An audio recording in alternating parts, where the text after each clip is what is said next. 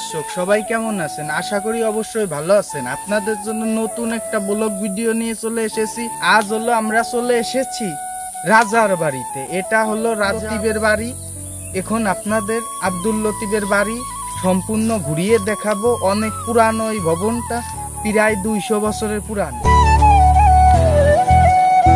বন্ধুরা, ভিডিওটি ফুল না দেখে যাবেন না এবং ভিডিও টানাটানি করবেন না। ভিডিওতে অনেক কিছু বলা হয়েছে। আব্দুল লতিফ ফরিদপুর জেলার বোয়ালমারী থানার চতুল ইউনিয়নের রাজাপুর গ্রামের এক সম্ভ্রান্ত মুসলিম পরিবারে জন্মগ্রহণ করেন। তার পিতা ফকির মাহমুদ একজন আইনজীবী ছিলেন। 1862 সালে বঙ্গীয় আইন পরিষদের প্রথম মুসলিম সদস্য হিসেবে তিনি মনোনীত হন। বাংলার মুসলমানদের আধুনিক শিক্ষায় শিক্ষিত করার জন্য তিনি পদক্ষেপ গ্রহণ করেন।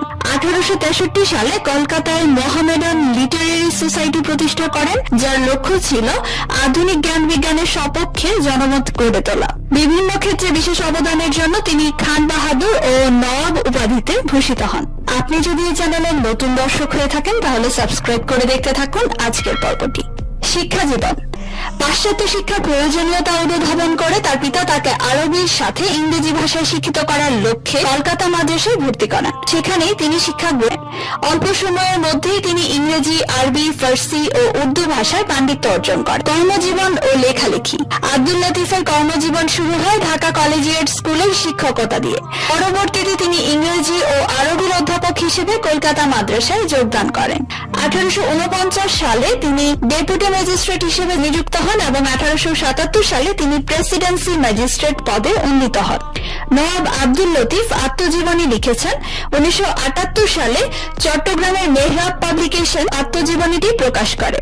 তার আত্মজীবনীর সম্পাদনা করেন বিখ্যাত ইতিহাসবিদ ডক্টর মোহাম্মদ মোহর আলী। তবে উপরি পাওনা হলো আত্মজীবনীর পাশাপাশি তার অন্য কিছু লেখাও বইটিতে সংযোজিত হয়েছে। উল্লেখিত তিনি মধুসূদন দত্ত ও ভূদেব মুখোপাধ্যায় এর সহপাঠী ছিলেন।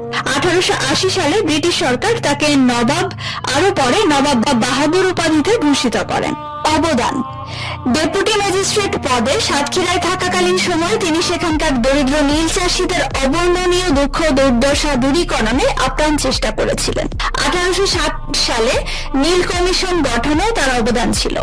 1863 সালে তিনি কলকাতা বিশ্ববিদ্যালয়ের ফেলো মনোনীত হন। শিক্ষা বিস্তারের ক্ষেত্রেও তার অবদান ছিল অনস্বীকার্য। মুসলমানদের মধ্যে তিনি প্রথম উপলব্ধি করেন যে বাংলার মুসলিম যুবক শ্রেণীর আধুনিক শিক্ষায় শিক্ষিত হওয়া উচিত। তিনি বুঝতে পেরেছিলেন আধুনিক শিক্ষা সম্পর্কে মুসলমানদের অনীহার দরুন তারা জীবনের সর্বক্ষেত্রে পিছিয়ে পড়ে আছে। মুসলমানদের এই আত্মঘাতী কুসংস্কার দূর করার জন্য তিনি সারা জীবন নিজেকে নিয়োজিত রেখেছিলেন। মুসলমানদের আধুনিক শিক্ষা গ্রহণের জন্য তিনি দুই ধরনের নীতি গ্রহণ করেছিলেন। প্রথমত, ব্রিটিশদের নতুন শাসন পদ্ধতির সুফল ভোগ করার জন্য মুসলমানদের প্রস্তুত করা। দ্বিতীয়ত, ঔপনিবেশিক সরকারের প্রতি তাদের আনুগত্যের ভাব সৃষ্টি করা এবং এভাবে মুসলমানদের প্রতি ইংরেজদের সন্দেহ ও অনীহা দূর করা।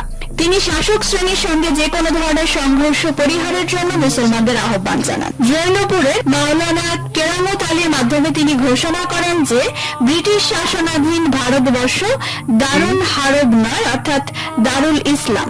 এভাবে 19 শতকে মুসলমানদের প্রধান রাজনৈতিক সমস্যা সমাধানের চেষ্টা করেন তিনি।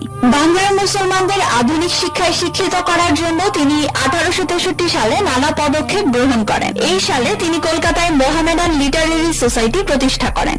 এই সোসাইটির লক্ষ্য ছিল আধুনিক জ্ঞান বিজ্ঞানের সপক্ষে জনমত গড়ে তোলা এবং শিক্ষিত মুসলমান, হিন্দু ও ইংরেজদের মধ্যে ঘনিষ্ঠ সম্পর্ক গড়ে তুলে পারস্পরিক কল্যাণ নিশ্চিত করা। তারপরে ফার্সি বিভাগ খোলা হয় এবং সেখানে উর্দু ও বাংলা ভাষা শিক্ষাদানের ব্যবস্থা গ্রহণ করা হয়। তারই চেষ্টার ফলে মহসিন ফান্ডের টাকা মুসলমানদের শিক্ষার কাজে সংরক্ষিত করা হয়।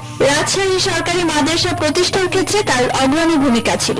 তিনি স্যার সৈয়দ আহমদ খান প্রতিষ্ঠিত আলিগড়ের বৈজ্ঞানিক সোসাইটির সক্রিয় সদস্য।